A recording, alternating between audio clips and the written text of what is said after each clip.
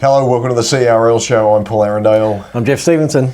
Another big weekend of footy in the can.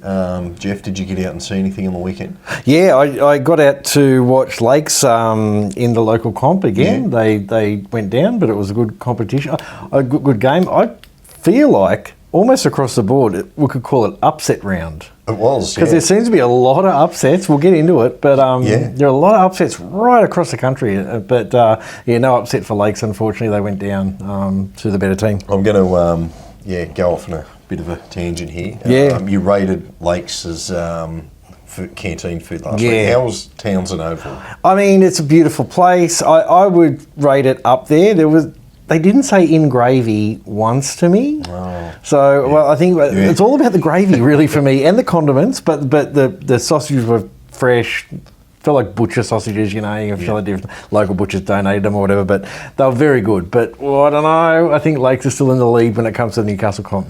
Yeah, I was at St John Oval Saturday night. Yeah. And grabbed myself an egg and bacon. Like, magnificent on a cold June night. Yeah. There's nothing better than hot footy canteen food. Well, I wondered that with night footy, maybe the beers are down a little bit, but the hot food, surely they're making a lot of money through the canteen. Start running some games at 6 o'clock in the middle of winter and you're going to get some good sales when it comes to the hot food. Yeah.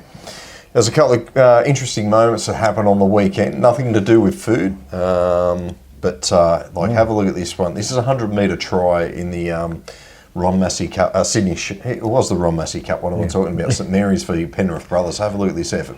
So St.Marys are up 22-4. Brothers just kick off after a try, and here comes Falefa Letoi, just bang, straight through four of them.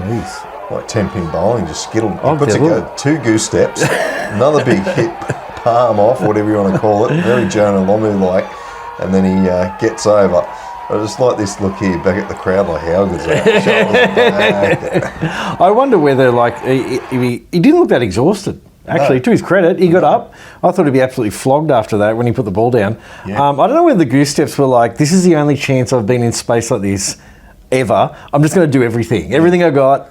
I don't care. I'm probably going to get tackled. And then he just kept breaking through tackles. I have to go back to the start there and see if he did a dummy. Yeah, I just thought he sort of, this is my moment. I've got, rather than having about half a metre to decide what to do, when I'm hitting it up, I've actually got space. So that was a fantastic try. I don't know whether he called for the bench then and said, look, I've earned surely a break now. That's 100 metres, 100 metres in one go. Yeah, the restart, the second time around after that, they kicked to the other side. Yeah, I was going to say, it's probably a good idea. He would have been, maybe if he caught it then it'd be like, I'm going to do everything now. I'm going to grab a kick or chip and chase or something like that. Yeah, so well done to Falefa Letoi. Big moment from the weekend.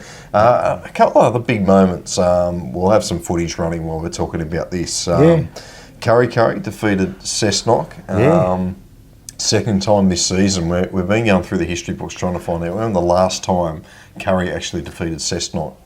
Twice in the regular season. The Coalfields derbies are always close. So well done on the Bulldogs. They haven't had much to celebrate the last few years, but no, there was a good thing online. If you looked on the Cessnock Goannas sort of socials, Joey Johns actually just. I think they might have asked him to do a shout. It almost felt like one of those things you pay for, but I just like they've asked him, can you just send a video? Yeah. But what he talked about was fantastic when he could actually name these players that from yesteryear, because he said when I was a kid, Goannas players were my heroes. I didn't really give a rat's about the New South Wales Rugby League. Yeah. And he was talking about these players that obviously have not left his memory after all these years, that he watched as a kid bashing each other up and that kind of in the Coalfields derby. So hasn't helped the Goannas with any luck having Joey talk, but no, it was really good, really great to see. Yeah, and another big moment too was Magpies getting over the arch rivals Goulburn City. Those derbies are also really close. The Hume Highway Derby, I think they call it. Yeah. And the lead change, Goulburn City looked pretty comfortable, then come back, kicked a field goal. Then on the last play, Goulburn City had this moment to win it. Ball spills over, Yass celebrate, and I think that's 2 in a row now for Yass. So Fantastic. Off the bottom of the table after that result. And full credit to the referees in the country, because those decisions come up, and you don't really want those decisions. I'm not a referee, but I would imagine you don't want to be the one deciding who wins based on a drop ball over the line in the last few seconds. Either way, it's the right decision, but there's going to be a lot of conjecture about it. So good on the ref there. Yeah, well on the Magpies. Yeah. Let's get into some results on the weekend. As I say, there was plenty of footy happening around the traps. First up, we've got the knock-on effect New South Wales Cup, round 16. Warriors 32-12 over Penrith. Dragons 38-18 over Wests. Canterbury 30-18 over Canberra. Souths 24-22 over Manly. Very tight one there.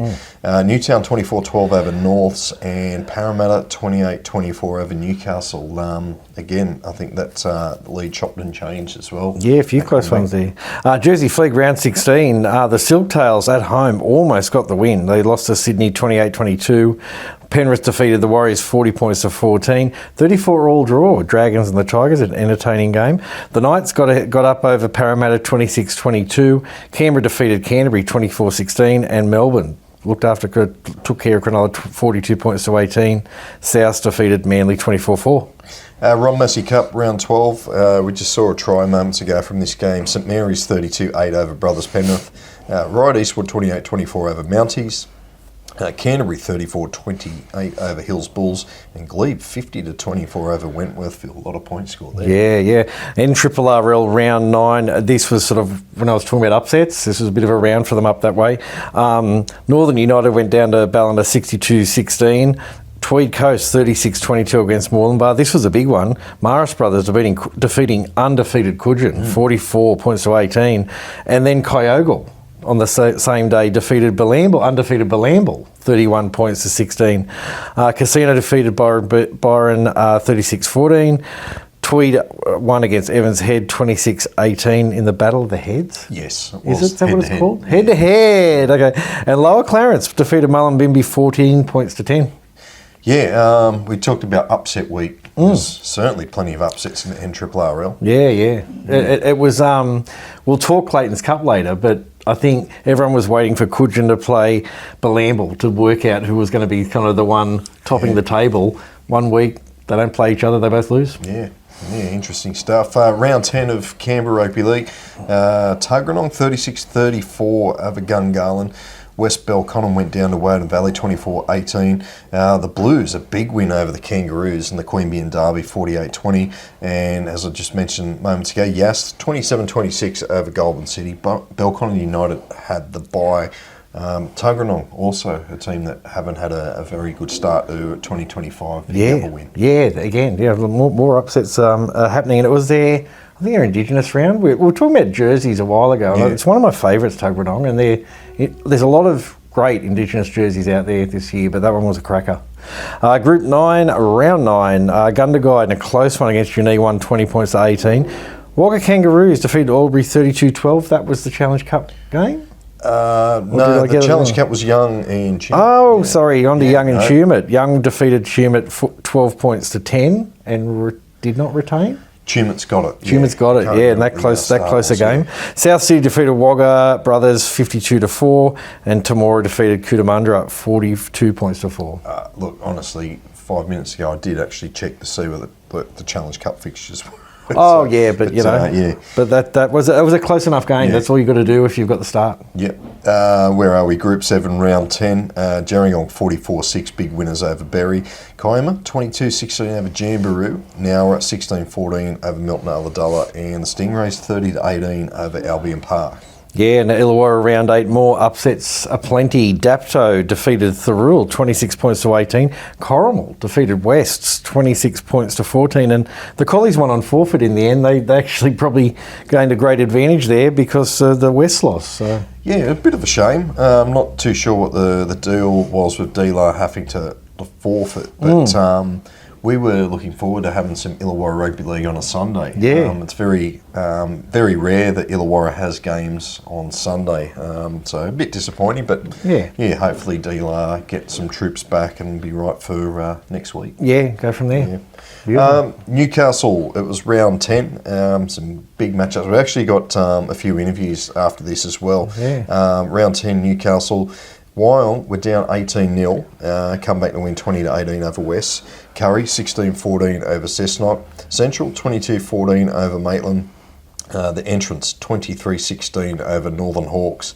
That was a real struggle for the Tigers. Northern Hawks are getting closer and closer to that win. Yeah. And then the game you're at, 32-20 Souths over Lakes.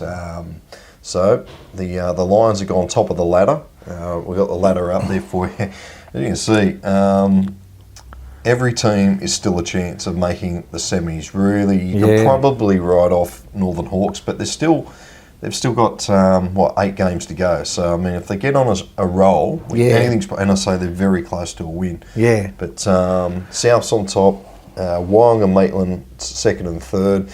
Then you've got West and the Entrance on 12. Then in 6th, you've got Cessnock, Macquarie and Kurri all on 10 points. Then down a little bit further, you got Lakes and Central on 8 and Northern Hawks rounding out the bottom. But, and so when it gets compressed like that, it becomes for and against becomes important, and games played has become important. So a few of those teams haven't played. You look at Lakes there, and I've got a soft spot for them. They're down the ladder. They're superior for and against means if they win, they pass a whole heap of teams because there's a bunch of teams fighting in that kind of minus for and against situation. Well, I call it the false economy, the bye, because you get 2 points for having a week off. Everyone gets 2 points for having a week off, so why not just give them none? It's been your thing. I remember there's talk about doing it in the NRL level. They're thinking about getting rid of the 2 points. But I agree with it when it comes to looking at ladders and trying to work out where we're at. You know, it gets a bit ridiculous, and each competition has different amounts of buys, so you're never really sure if you're just flicking through them what's going on. So I agree, we can keep pushing for it. All right, we caught up with a couple of players and the coach of Central after the feature match on Saturday night. All right, with Tui's man of the match, Tyrone Neen, special game out there tonight. Yeah, it was a good game, always a hard game against Maitland, but good, the boys stuck into the end and we got to come away with the win. It's good. How good's night footy? Oh, I love it. Night's footy is good, but this weather makes it a bit challenging, but it's good. Got a few battle scars out of tonight? Yeah, a few battle scars split here. Yeah, go again. Mate, great game tonight and all the best next week. Yeah, too easy. Thank you heaps. Lockie O'Brien, skipper of Central Newcastle. A tough game out there this evening. Yeah, mate, very tough. It's always tough coming up against the reigning premiers, but I thought we just stuck well. We played a long game and we stuck in there. It was good. It was really good to get the result because we needed it.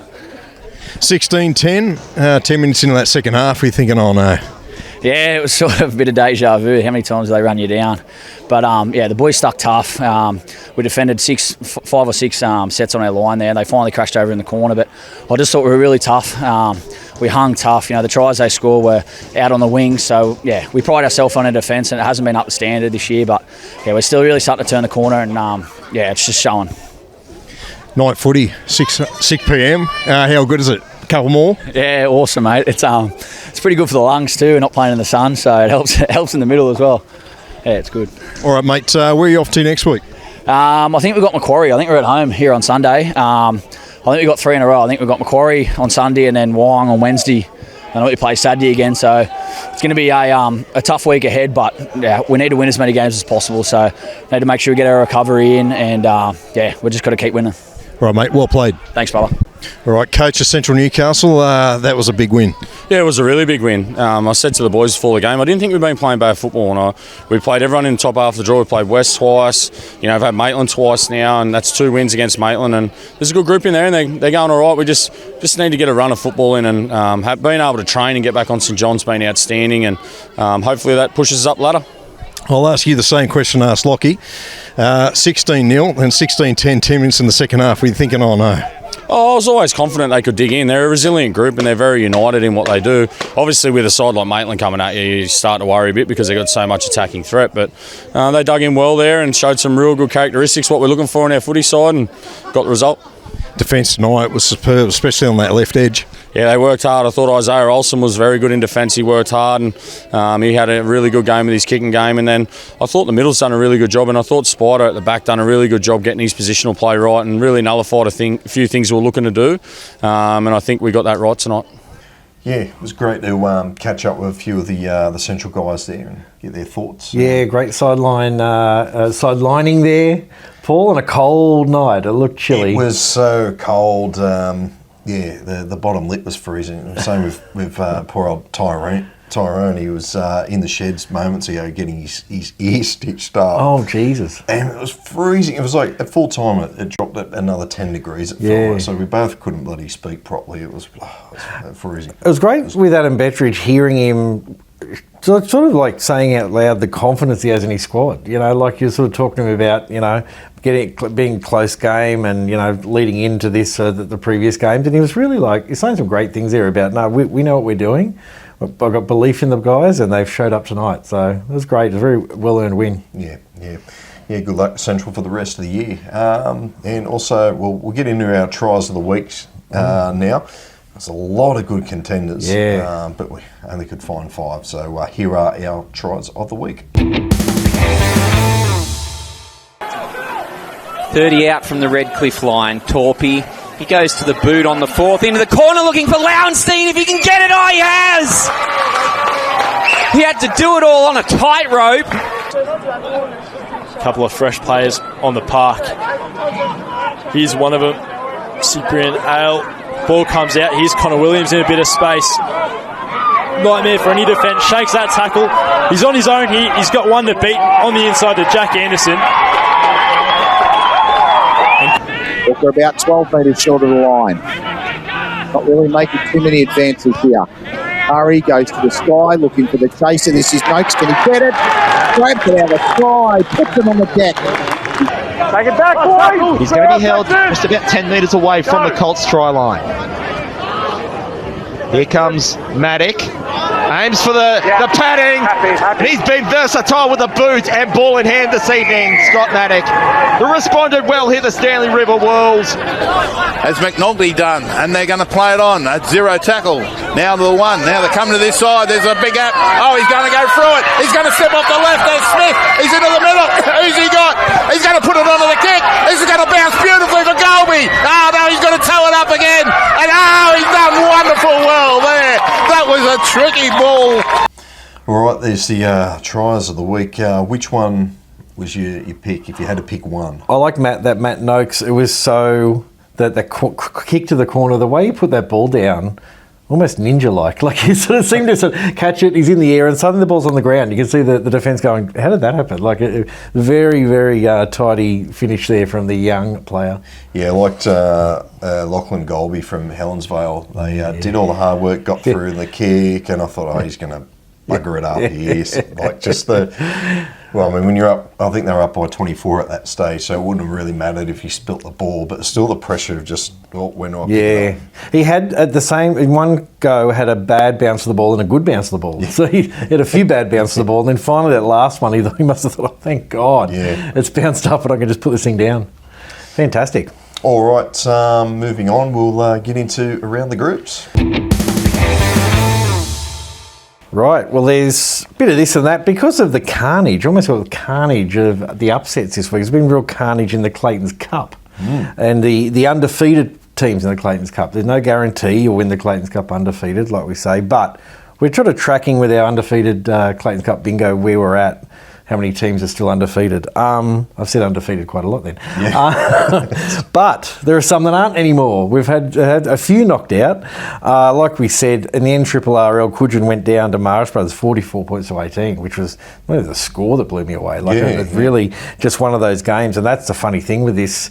Look at Camden and other teams that have been undefeated. I'm like, every team has an off day. Yeah. It's not like you're not going to get upset with Cudgen. Like you get one of those days, but it's really hard to stay undefeated when you have one of those days. Bilambil went down to Kyogle. I think I picked Kyogle as Smokies to win the NRRL, and then they dipped down to 10th.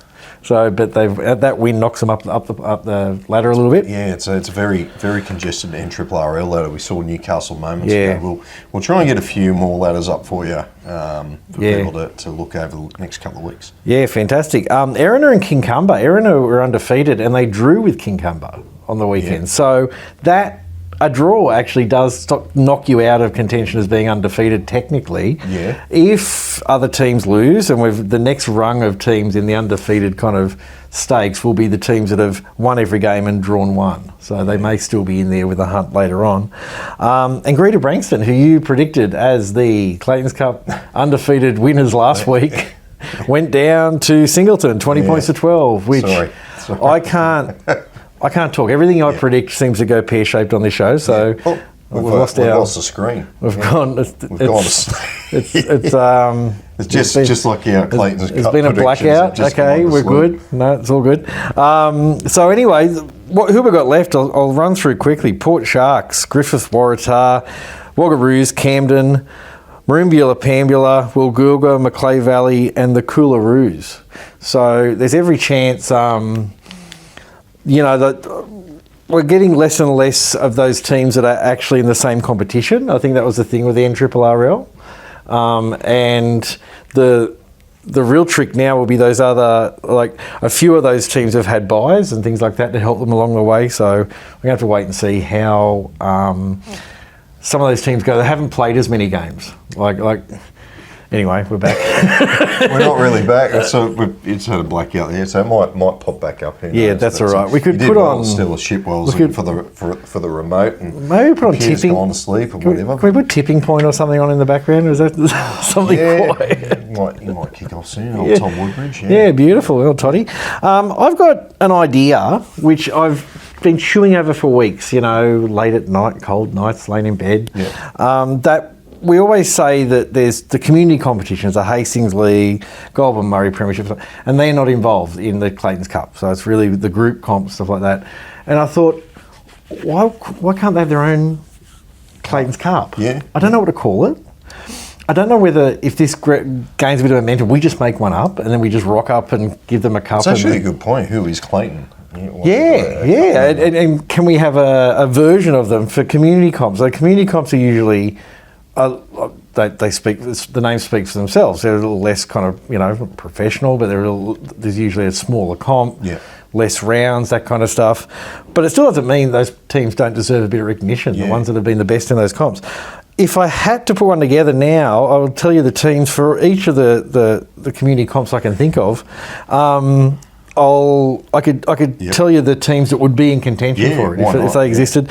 Burrawa, I want to put it out there because I was thinking about this last week and I didn't talk about it last week and then they lost on the weekend. So Burrawa in the George Took Shield are 4-1 at the moment. And the crazy thing with that congested competition, congested ladder and George Took was they were first and undefeated. They lost by 2 points and now they're fourth. So that's a very congested comp when you can go from first to fourth by losing a game by 2 points after being undefeated. But some of the teams are undefeated. Lake Catai in the Hastings League. The Lake Catai Raiders have been going gangbusters up there. We count the Newcastle and Hunter Rugby League? Yeah, it's a second division community comp. Waratah Mayfield are 7-0. Lake Catai are 5-0. In the Pro 10 Cup, friends of the show, the Ivanhoe are leading 3-0 so far. And the Tumba Greens in the Golden Murray Premiership are 6-0. Harrigan Shield, I thought that was another one that probably qualifies. Yes, I was sort of thinking a community comp that isn't just a reserve grade comp. There's got some unique teams in it, kind of thing. Well, they got the third grade down there, isn't it? The Harrigan Shield, I think. Yeah. And the Avondale Greys are 7-0 this year. Their 50th. Yeah, they're having a cracker of a season when it comes to that. Some of the other leagues that, in the Border League, Tenterfield are 4 wins, 1 draw, 1 loss, so they're not undefeated, but just to say they're the best in that comp. Woodbridge Cup, there's a bunch of Manildra, Oberon and Cowra are on an 8-1 sort of situation, a 1-8, lost 1. And there's leagues to come. The Midwest Cup, later in the year, much later in the year, and the Outback League, which I'm never quite sure what's happening, whether it's going to be up or not, but it often starts later in the year. So anyway, just an idea. I think people in those competitions and those clubs, maybe they need to get in contact with us, and I don't know what we do with that information, but They've even got a name for it. I reckon this would work. Yeah. I mean, not sure. He probably would have coached senior division, but Les Cleal. Yeah. He coached, I know, Scone, Tumbarumba, and maybe even Gyra or might have been Warrialda to Clayton Cup success. Oh wow, yeah. Back in the day, maybe they could call it the Cleal Shield. The Les Cleal Shield, because we don't want to get Noel. We don't get mixed up with the Les Cleal Shield. Yeah, maybe they can.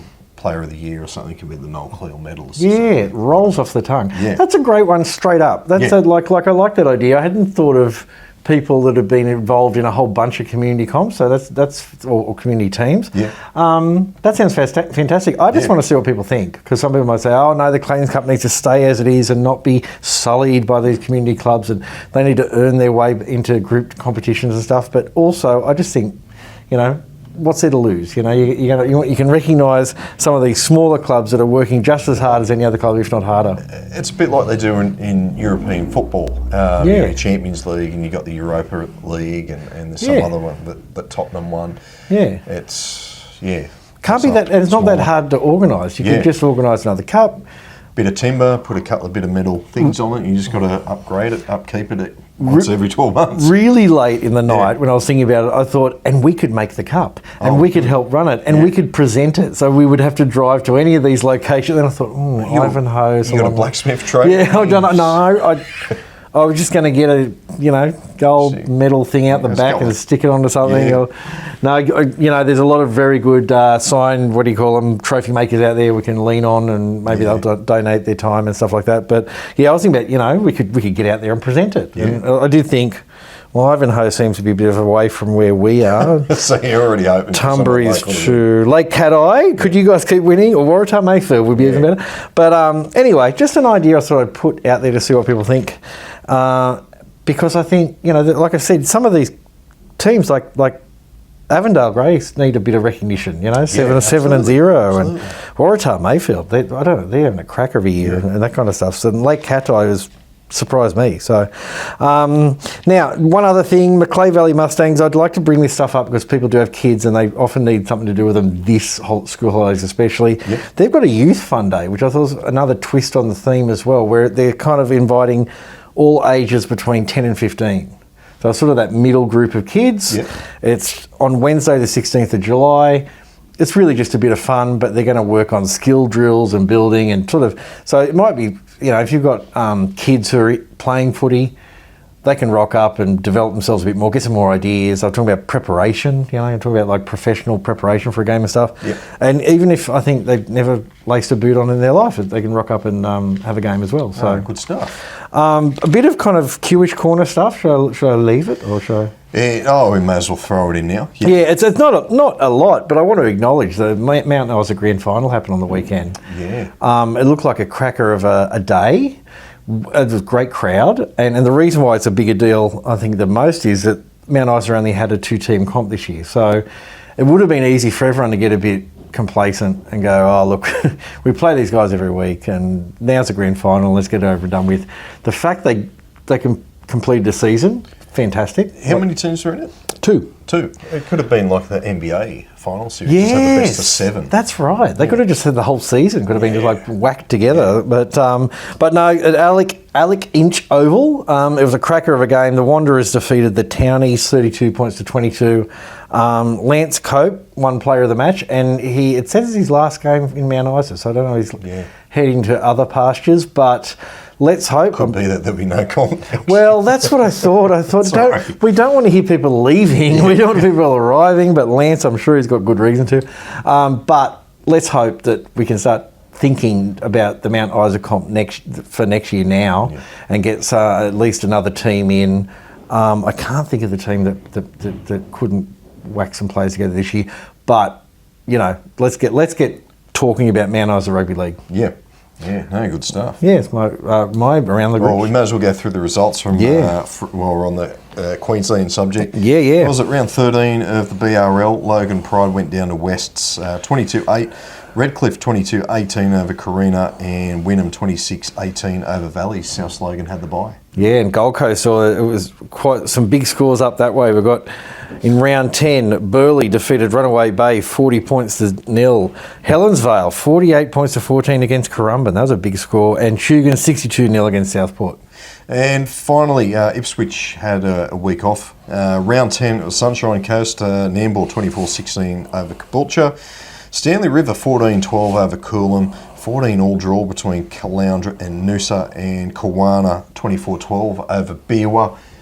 Got the screen back. Yeah, we're back. Don't worry, people who like that screen, all our screen freaks. So thank God. If you're listening, look, there's nothing. Yeah, we lost our background, and people just were forced to just look at us, which was a bit unsettling for some. But anyway, you listeners have the joy of not having to see us at all. Yeah.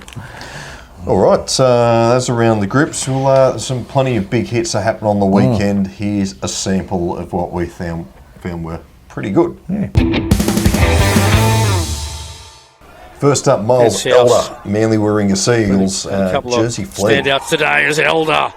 Another big shot there for Miles Elder. He's not done yet, the big fella. Where off we got to Elijah Burton, Valley's diehard, a little kick into the goal on the winger. Yeah. He was sitting duck, really. The crowd reacted to this one too. It was a real big one. Next up, Zane Andrews, Burleigh Bears under 18s. And just winger on winger. Bam. Great. Just finished the play there too. Josh Charles, Cessnock Goannas, one of my favourites in the Newcastle Rugby League. Here he is chasing the kick. Fullback, bang. Bam. Not much you can do in that situation. Just cop one. Yeah, got himself a dropout. This is my favourite. Connor Sadler, Albion Park, Oak Flat Eagles. Jimmy Scott's down. McLaurin then hammered as well. Again, almost a sitting duck. He's caught the ball and just all you can do is brace yourself. I know. In that situation. It wasn't even the hit. There was just a lot going on in that scene. If you look back at it, there was a guy down in front of them. There was a big hit. There was a cycle in the background. I don't know why I'm excited by that. There was a dude wearing a retro Para Eels jersey in the background. There's just a lot going on all at once. But the hit, oh my God, it was legal. Like you look at some of those ones where you think that. Can that be? And you watch it on replay, so no, the ref got it right. He actually got his arms around and just absolutely smashed him. You notice in the background too of Kurri Sports Ground, they've ripped up the small ground or the training area or the junior field.